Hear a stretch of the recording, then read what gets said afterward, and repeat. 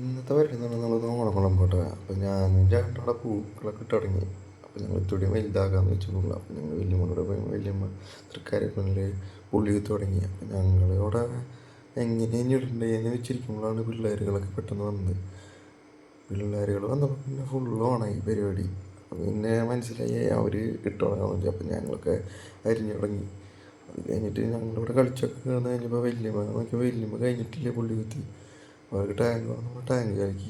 എന്നിട്ട് അവർക്ക് ഫുഡ് ഞങ്ങൾ പൊറോട്ടയും ചിക്കനും വാങ്ങിച്ചിട്ടുണ്ടായിരുന്നു. അപ്പോൾ അതൊക്കെ കഴിച്ച് കഴിഞ്ഞ് വല്യമ്മ പണിയിൽ തന്നെയാണ് കേട്ടോ.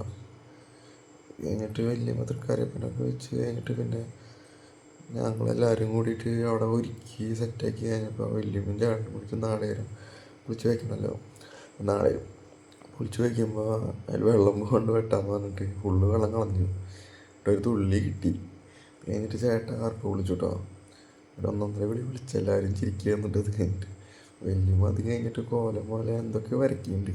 ചേട്ടൻ പറയണത് പൂത്തിരിയാന്ന്. അത് കഴിഞ്ഞിട്ട് ചേട്ടൻ്റെ കയ്യിൽ എഴുതുന്നുണ്ട് എന്തൊക്കെയോ കാണിച്ചു.